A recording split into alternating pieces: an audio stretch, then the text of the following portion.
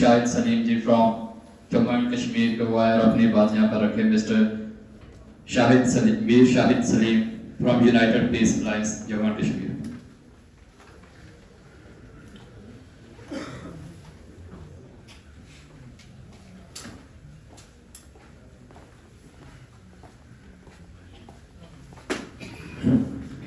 Thank you Sardar Qamar Pal Singh صاحب اور خوشحال سنگھ جی اور باقی لوگ for inviting me to be the part of this August gathering on this historic day. You will bear with my bad throat. میری کل سے طبیعت ٹھیک نہیں ہے اور میں ویسے ہاتھ چل رہا اور آواز نہیں ہے. برات پھر بھی اس تاریخی دن کے حوالے سے چند باتیں کرنا جیسے حکم ہوا ہے کہ میں ایک ایسی ٹیریٹری سے, ایک ایسے علاقے سے آتا ہوں جس کے لیے یورپین یونین نے کچھ برس پہلے رائٹلی یہ کہا تھا کہ کشمیر از دا لارجسٹ پریزن آن ارتھ, اور یہ کہا تھا کہ کشمیر از دا موسٹ بیوٹیفل پریزن آن ارتھ. یہاں پہ پریزنرز کے رائٹس کی بات ہو رہی ہے, جو لوگ جیلوں میں ہیں قیدیوں کے حقوق کی باتیں ہو رہی ہیں. ہمارے ہاں جو سول آبادی ہے ان کو بھی قیدی بنایا گیا ہے. آپ قیدیوں کے لیے جو رولز ہیں ان کی بات کر رہے ہیں, وہاں جو سول پاپولیشن, سول سوسائٹی ہے اس کے لیے بھی ڈوز اینڈ ڈونٹس کی بات کی جاتی ہے. You can not have meetings like this in Kashmir any where. میرے بھائی اور ہمارے عظیم ایکٹیوسٹ یہاں بیٹھے ہیں, انگد سنگھ خالصہ صاحب, وہ کتنے جتن کرتے ہیں کہ ہم 10-20 لوگ کی بھی کوئی میٹنگ وہاں پہ نہیں کر پاتے. وہاں پہ ہمارے سوچنے پہ پہرے ہیں, ہمارے بولنے پہ قدغنے ہیں, ہمارا کوئی پریس نوٹ نہیں شائع ہوتا ہے. تو گویا کل ملا کے ایک ٹوٹلی ایک we are living in a military state, ایک ملٹری ڈکٹیٹرشپ وہاں پہ چل رہی ہے. اور خاص طور پر 5 اگست 2019 کے بعد جو حال ہمارے حقوق کا بنایا ہوا ہے, اس سے بڑا کیا ہوگا کہ آج بھی وہ لوگ جو 3 بار وہاں کی چیف منسٹر رہ چکے ہیں, جو ہمیں یہ کہیں ان کے اگرچہ ان کو کشمیریوں نے کبھی تسلیم تک نہیں کیا, ان کو یہ کہا جاتا کہ you are representing New Delhi in Kashmir, you are not representing Kashmiris in New Delhi. لیکن ان کو بھی آج جو ہے وہ بھی گھروں میں بند ہیں, وہ بھی کوئی سبھا نہیں کر پاتے ہیں, وہ بھی کوئی جلسہ نہیں کر پاتے ہیں, ان کو بھی جو ہے وہ گھروں میں وہ نظر بند کیے جا رہے ہیں. تو میں شکر گزار ہوں دل خالصہ کا کہ جنہوں نے یہاں پہ کشمیر کی بہت تصویریں دیواروں پہ چسپاں کر رکھی ہیں, جو ہمارے ریزسٹنس کے سمبل ہیں. یہاں ہمارے جرنلسٹ کی تصویریں میں دیکھ رہا تھا. اس سے بڑی مجھے بتائیے ڈکٹیٹرشپ کیا ہوگی کہ ہمارے جرنلسٹ کو پولیٹیزن ایوارڈ لینے کے لیے بھی جو ہے وہاں سے اپنے ایئرپورٹ سے اٹھا کے واپس کیا جاتا ہے. تو کل ملا کے یہ ہے کشمیر جو ہے اس کی ایک ورسٹ سچویشن سے گزر رہا ہے, اور ہر دن کے ساتھ اس کی صورتحال جو ہے ڈیٹیریٹ ہو رہی ہے, اور اس پر جو ہے میڈیا کا بھی ایک بلیک آؤٹ ہے, سینسرشپ ہے, یہ ساری چیزیں باہر نہیں آ رہی ہیں. تو ایک بار پھر میں یہ کہوں گا قمر پال سنگھ صاحب سے بھی, اور ہمارے یہاں پہ جو سکھ ساتھی ہیں, جو نوجوان ہیں, اسی پنجاب کے بارے میں یہ آج اعلان کرنا چاہتا ہوں اس منچ سے. آج پورا ساؤتھ ایشیا ایک بار پھر پنجاب کی طرف دیکھ رہا ہے کہ پنجاب سے ہی کیونکہ تحریکیں اٹھتی ہیں, اور اسی پنجاب کے لیے حضرت گرو نانک کے بارے میں ہمارے شاعر مشرق نے کہا تھا کہ پھر اٹھی آخر صدا توحید کی پنجاب سے, ہند کو ایک مرد کامل نے جگایا خواب سے.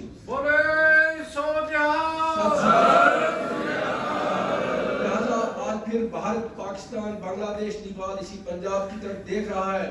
اور آج ہمارا جو ہمارے کہیں کارکرم یہاں پہ ہوئے امرتسر میں, اور اس کو میں لینڈ آف ریزسٹنس کہتا ہوں, اور سکھوں نے کبھی نہیں دیکھا ظالم کون ہے اور یہ مظلوم کون ہے. ہمیشہ ظالم کے خلاف کھڑے رہے, چاہے وہ مغل ہی کیوں نہ ہو, اور ہمیشہ مظلوم کے حق میں کھڑے رہے, چاہے وہ مسلمان ہو, کوئی بھی ہو. لہذا اس وقت جتنی بھی انسانیت پورے اس انڈین سب کانٹیننٹ میں پس رہی ہے, مجھے لگتا ہے کہ ہمارا 10 دسمبر کو ایک علامتی طور پر, ایک سمبولک طور پہ, روٹین طور پر ایک پروگرام کرنا یہ کافی نہیں ہے جناب. اور ہمیں جو ہے एक ऐसी ऑप्रेस्ड नेशंस का, ऑप्रेस्ड कम्युनिटीज का, ऐसे स्ट्रगलिंग कम्युनिटीज का एक वसी तर अलायंस बना के, एक इत्तेहाद बनाकर इस मूवमेंट को आगे ले जाना चाहिए।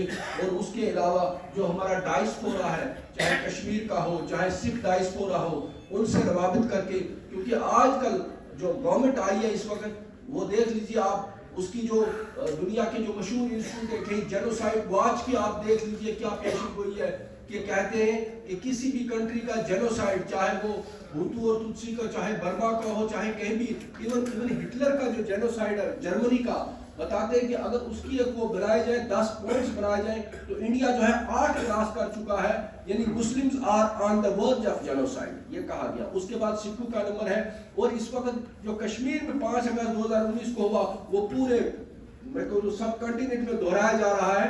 तो लिहाजा जरूरत है कि रेजिस्टेंस की वॉइसेस को इकट्ठा किया जाए, एक अलायंस बनाया जाए, तभी जाकर हम इस लड़ाई को बेहतर तौर पर लड़ सकते हैं। जहां तक हमारा हाल है, आप हमसे बेहतर जानते हैं कि हमें किस तरीके से हमारे स्टूडेंट्स पे कौन से अत्याचार हो रहे हैं हमारे वहां पे। तो मैं सवाल ही पैदा नहीं होता कि आप 4 लोग इकट्ठे होकर कोई ऐसा काम कर पाए। तो मैं, क्योंकि सेहत भी ठीक नहीं है, मैं आप लोगों का फिर से एक बहुत शुक्रगुजार हूँ। और आज भी वो हमारे जम्मू कश्मीर के लोग जो हैं इस ऑपरेशन में, इस सप्रेशन में, इस डिक्टेटरशिप में, इस मिलिट्री रूल में भी उनके आगे वही अज़म है, वही इरादा है। वो आज भी वही शेर गुनगुनाते हैं कि कश्ती भी नहीं बदली, दरिया भी नहीं बदला, हम डूबने वालों का जज्बा भी नहीं बदला। है शो के सफर ऐसा, वही उसी जज्बे के साथ, वो जज्बा क्या है, जो राइट्स के जो हुकूक हमारे प्रॉमिस किए गए थे वो दे दो। कश्ती भी नहीं बदली, दरिया भी नहीं बदला, हम डूबने वालों का जज्बा भी नहीं बदला। है शौक के सफर ऐसा एक उम्र हुई हमने, है शौक के सफर ऐसा एक उम्र हुई हमने, मंजिल भी नहीं पाई, रास्ता भी नहीं बदला।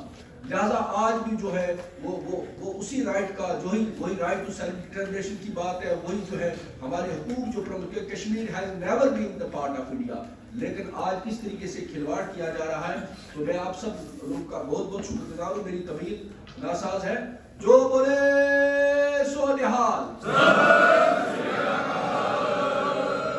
शुक्रिया,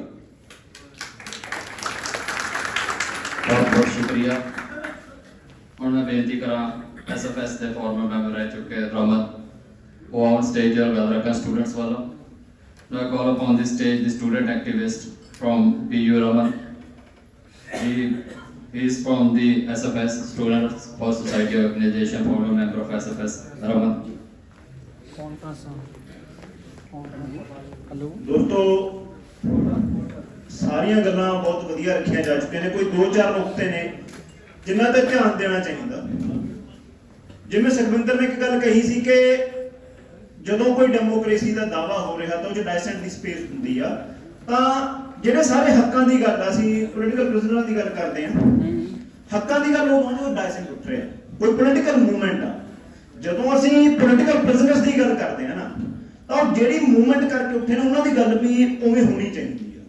GN ਸਾਈਂ ਬਾਬਾ ਬਾਰੇ ਜਦੋਂ ਗੱਲ ਹੁੰਦੀ ਆ ਤਾਂ ਗੱਲ ਹੋਣ ਲੱਗ ਜਾਂਦੀ ਹੈ ਕਿ ਦੇਖੋ ਇੱਕ 90% ਅਪਾਹਿਜ ਬੰਦਾ, ਅਸੀਂ ਉਹਦੀ ਗੱਲ ਕਰ ਰਹੇ ਹਾਂ।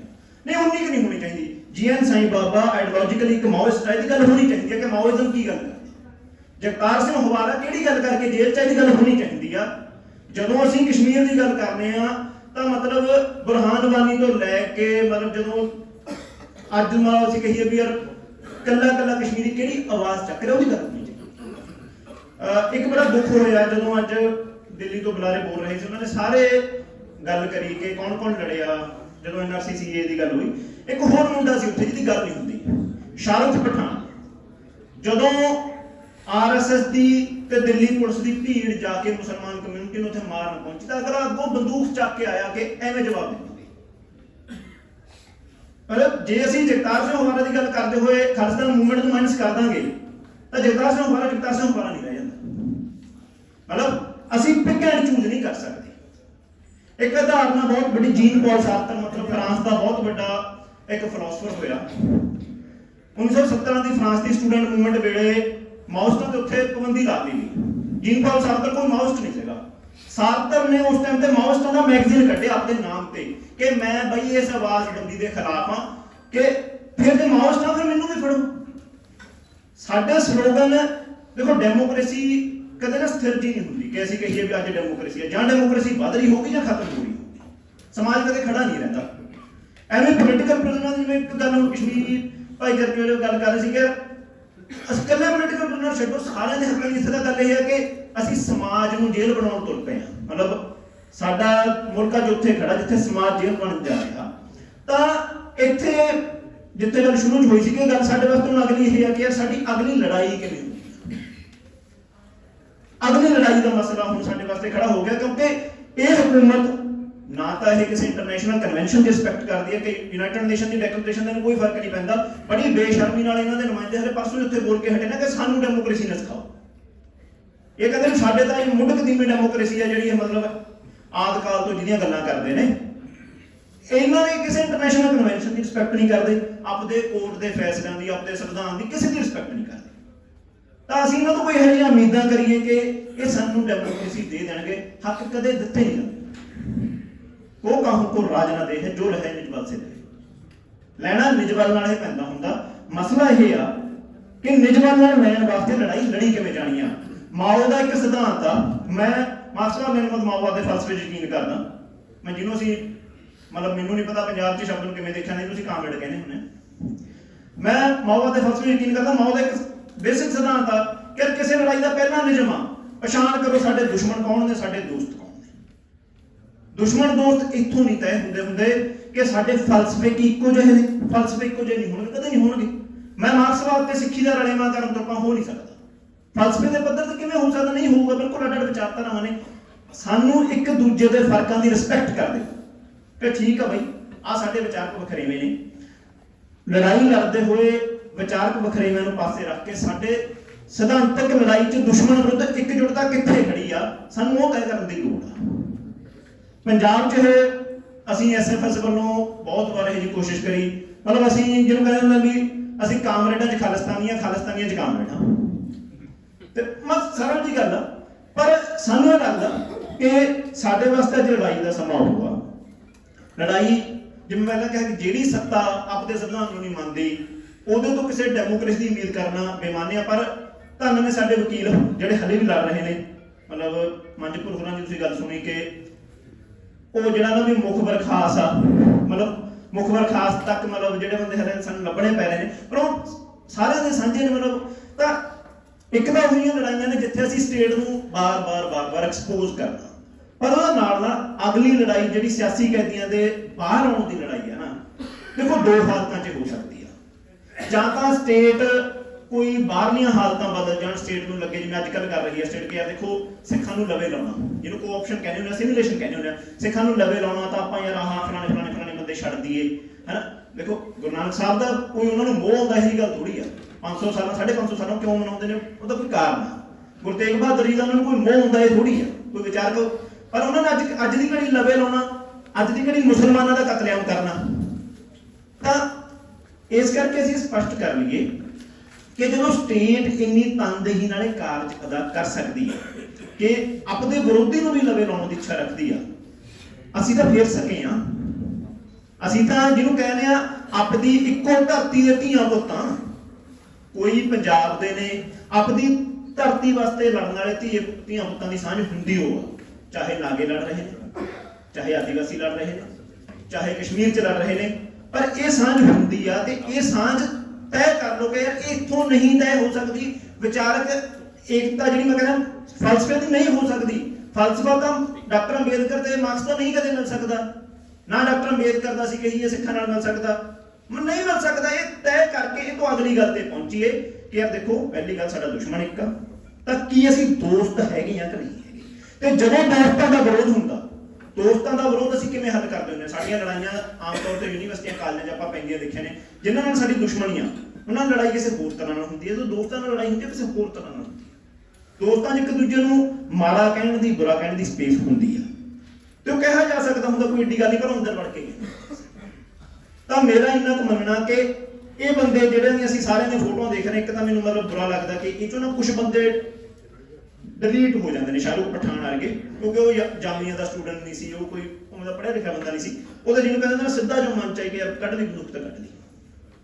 ਇੱਕ ਤਾਂ ਉਹ ਬੰਦਿਆਂ ਦੀ ਰਿਸਪੈਕਟ ਜ਼ਰੂਰੀ ਆ, ਉਹਨਾਂ ਦਾ ਸਾਰੇ ਨਹੀਂ ਪਰਾਂ ਕਰਤਾ, ਉਹ ਵੀ ਉਦੋਂ ਦਾ ਜੇਲ੍ਹ 'ਚ ਆ। ਤੇ ਦੂਜਾ ਇਹ ਮੰਨ ਲਓ ਕਿ ਯਾਰ ਇਹ ਬਾਹਰ ਤਾਂ ਆਉਣਗੇ ਜੇ ਸਟੇਟ ਨੂੰ ਐਂ ਲੱਗਣ ਲੱਗੂਗਾ ਵੀ ਜੇ ਇਹਨਾਂ ਨੂੰ ਨਾ ਛੱਡਿਆ ਤਾਂ ਬਾਹਰੇ ਤਾਂ ਹੋ ਹੱਲਾ ਹੀ ਏਡਾ ਹੋਊਗਾ ਵੀ ਸਿਵਲ ਵਾਰ ਬੜੀ ਹੋ ਜਾਣੀ ਆ। ਨਹੀਂ, ਸਟੇਟ ਇਹਨਾਂ ਨੂੰ ਬਾਹਰੇ ਨਹੀਂ ਆਉਂਦੀ। ਸਟੈਂਡ ਸਵਾਮੀ ਵਾਸਤੇ ਯੂਰਪੀਅਨ ਯੂਨੀਅਨ ਮਤੇ ਪਾਉਂਦਾ ਰਿਹਾ, UN ਵੱਲੋਂ ਕਿੰਨੀਆਂ ਸਟੇਟਮੈਂਟਾਂ ਆ ਗਈਆਂ, ਵਰਵਰਾ ਰਾਓ ਵਾਸਤੇ ਮੰਨ ਲਓ ਕਿੰਨੀਆਂ ਸਟੇਟਮੈਂਟਾਂ ਆ ਗਈਆਂ। ਮੈਂ ਕਹਿੰਦਾ ਇਹ ਨਹੀਂ ਕਦਰ ਕਰਦੇ, ਜਾਂ ਤਾਂ ਕੋਈ ਬਾਹਰੇ ਇਹੋ ਜਿਹਾ ਰੌਲਾ ਪੈ ਜੇ ਇਹਨਾਂ ਨੂੰ ਮਜਬੂਰੀ ਬਸ ਛੱਡਣਾ ਪੈ ਜਾਣਾ, ਜਿਵੇਂ ਕੋਆਪਟ ਕਰਨ ਦੀ ਗੱਲ ਕਰੀ। ਦੂਜਾ ਤਰੀਕਾ ਹੀ ਇਹ ਆ ਕਿ ਮੂਵਮੈਂਟ ਏਡੀ ਖੜੀ ਹੋਵੇ, ਤੇ ਮੂਵਮੈਂਟ ਸਿਰਫ ਸਿਆਸੀ ਕੈਦੀਆਂ ਦੀ ਖੜੀ ਨਹੀਂ ਹੋ ਸਕਦੀ। ਮੂਵਮੈਂਟ ਜਿਹੜੀ ਅਸੀਂ ਕਹਿ ਰਹੇ ਹਾਂ ਇੱਕ ਪੂਰਾ ਜਮਹੂਰੀ ਤੰਤਰ ਬਚਾਉਣ ਨੂੰ, ਉਹ ਚਾਹੇ ਉਹਦਾ ਪਹਿਲਾ ਨਾਰਾ ਫੈਡਰਲਿਜ਼ਮ ਹੋਵੇ, ਚਾਹੇ ਅਸੀਂ ਇਹ ਤੰਤਰ ਬਦਲਣ ਦਾ ਨਾਰਾ ਹੋਵੇ, ਪਰ ਉਦੋਂ ਬਿਨਾਂ ਮੂਵਮੈਂਟ ਨਹੀਂ ਖੜੀ ਹੋ ਸਕਦੀ, ਕਿਉਂਕਿ ਲੋਕ ਰਾਜ ਚਾਹੁੰਦੇ ਨੇ। ਅਸੀਂ ਲੋਕ ਰਾਜ ਦੀ ਲੜਾਈ ਲੜਨੀ ਆ, ਜਿਹਨੂੰ ਜਿਹੜਾ ਪਸੰਦ ਆ। ਕਿਸੇ ਨੇ ਸਮਾਜਵਾਦ ਖੜਾ ਕਰਨਾ, ਕਿਸੇ ਨੇ ਖਾਲਿਸਤਾਨ ਲੜਨਾ, ਆਪਦਾ ਬਣਾ ਲਿਓ। ਇਹਨਾਂ ਦਾ ਮੂੰਹ ਤਾਂ ਹੀ ਬਣਾਂਗੇ ਨਾ ਜੇ ਇਕੱਠੇ ਹੋਵਾਂਗੇ। ਮਤਲਬ ਲੜਦੇ ਲੜਦੇ ਸਾਨੂੰ ਇਹ ਵੀ ਸਮਝ ਆ ਜਾਊਗਾ ਕਿਹੋ ਜਿਹਾ ਰਾਜ ਬਣਨਾ। ਮਤਲਬ ਅਸੀਂ ਕੋਈ ਦਾਅਵਾ ਕਰ ਦਈਏ ਕਿ ਯਾਰ ਸਭ ਨੇ ਸਮਰੱਥ ਲੜਾਈਆਂ ਲੜੀਆਂ ਨੇ, ਸਭ ਨੇ ਲੜਾਈਆਂ ਹਾਰੀਆਂ ਵੀ ਨੇ, ਸਭ ਨੇ ਰਾਜ ਗਵਾਏ ਵੀ ਨੇ, ਤਾਂ ਇਹੋ ਜਿਹੇ ਦਾਅਵਿਆਂ ਦੀ ਸਪੇਸ ਤੋਂ ਆਪਾਂ ਉੱਪਰ ਉੱਠ ਕੇ ਅੱਜ ਦੀ ਘੜੀ ਇਹ ਨਾਲ ਦੀ ਨਾਲ ਤੈਅ ਕਰ ਲਈਏ ਕਿ ਇਹ ਬੰਦੇ ਜੇ ਸਾਨੂੰ ਪਿਆਰੇ ਨੇ, ਇਹ ਉਦੋਂ ਹੀ ਬਾਹਰ ਆਉਣਗੇ ਜਦੋਂ ਕੋਈ ਲੜਾਈ ਇਸ ਪੱਧਰ ਤੇ ਜਾਊਗੀ। ਉਹ ਤੋਂ ਬਿਨਾਂ ਨਹੀਂ, ਫਿਰ ਬਾਰੋ ਬਾਰੀ ਨਾਲ ਜਿਹੜੀ ਕੋਈ ਇੱਛਾ ਹੁੰਦੀ ਹੈ ਨਾ ਕਿ ਯਾਰ ਅਸੀਂ ਸਟੇਟ ਦੇ ਲਵੇ ਜੇ ਲੱਗ ਕੇ ਸਾਡਾ ਇੰਨਾ ਮਸਲਾ ਹੱਲ ਹੋ ਜੇ। ਮਤਲਬ ਅਸੀਂ ਪਿਛਲੇ ਟਾਈਮ 'ਚ ਕੁਝ ਸਿੱਖ ਲੀਡਰਾਂ ਦੀਆਂ ਮਤਲਬ ਨਵੀਂ ਕਿਸਮ ਦੀਆਂ ਉਹ ਦਲੀਲਾਂ ਸੁਣੀਆਂ, ਕੁਝ ਕਾਂਗਰਸ ਲੀਡਰਾਂ ਨੇ ਨਵੀਂ ਕਿਸਮ ਦੀਆਂ ਦਲੀਲਾਂ ਸੁਣੀਆਂ ਕਿ ਸੰਘ ਨਾਲ ਵੀ ਇੰਗੇਜ ਕਰਨਾ ਚਾਹੀਦਾ। ਮਤਲਬ ਉਹ ਉਸ ਪਾਸੇ ਨੂੰ ਜਾਂਦੀਆਂ ਨੇ। ਤਾਂ ਮੈਨੂੰ ਲੱਗਦਾ ਕਿ ਕਿਉਂਕਿ ਸਾਡੀ ਧਰਤੀ ਦਾ ਇਹ ਇਤਿਹਾਸ ਆ ਕਿ ਆਪਾਂ ਤਾਂ ਦੇਖੋ ਪੰਜਾਬ ਜਿਵੇਂ ਨਿੱਤ ਮਹਿਮਾ ਮਿਲਣੀ ਨੇ, ਤਾਂ ਆਪਾਂ ਆਪਣੀਆਂ ਮਹਿਮਾ ਦੀ ਤਿਆਰੀ ਕਰੀਏ ਤੇ ਉਹਦੇ 'ਚ ਆਪਣੇ ਦੋਸਤਾਂ ਦੁਸ਼ਮਣਾਂ ਦੀ ਪਛਾਣ ਕਰੀਏ। ਸਿਆਸੀ ਕੈਦੀ ਉਸ ਲੜਾਈ ਦਾ ਹਿੱਸਾ ਬਣਨਗੇ, ਮਤਲਬ ਉਹਨਾਂ ਵਾਸਤੇ ਉਹਨਾਂ ਦੀ ਆਜ਼ਾਦੀ ਉਸ ਲੜਾਈ ਦਾ ਹਿੱਸਾ ਬਣੂਗੀ। ਉਹਦੇ 'ਚ ਸਮਾਜ ਦੇ ਹੋਰ ਤਬਕੇ, ਖਾਸ ਤੌਰ ਤੇ ਜਿਹਨੂੰ ਅਸੀਂ ਕਹਿੰਦੇ ਹਾਂ ਬੁੱਧੀਜੀਵੀ ਤਬਕਾ, ਵਕੀਲ ਹੋ ਗਏ, ਪ੍ਰੋਫੈਸਰ ਹੋ ਗਏ, ਉਹਨਾਂ ਦੀ ਭੂਮਿਕਾ ਵੱਡੀ ਹੋਊਗੀ। ਪਰ ਲੜਾਈ ਅੱਜ ਦੀ ਸੱਤਾ ਦੇ ਉਲਟ ਸਿਰਫ ਤੇ ਸਿਰਫ ਉਸ ਸੱਤਾ ਨੂੰ ਚੈਲੰਜ ਕਰਦੇ ਹੋਊਗੀ। ਉਦੋਂ ਘੱਟ ਕੋਈ ਲੜਾਈ ਨਹੀਂ। ਇਨਕਲਾਬ ਜ਼ਿੰਦਾਬਾਦ, ਜਿੱਤ ਲੜਦੇ।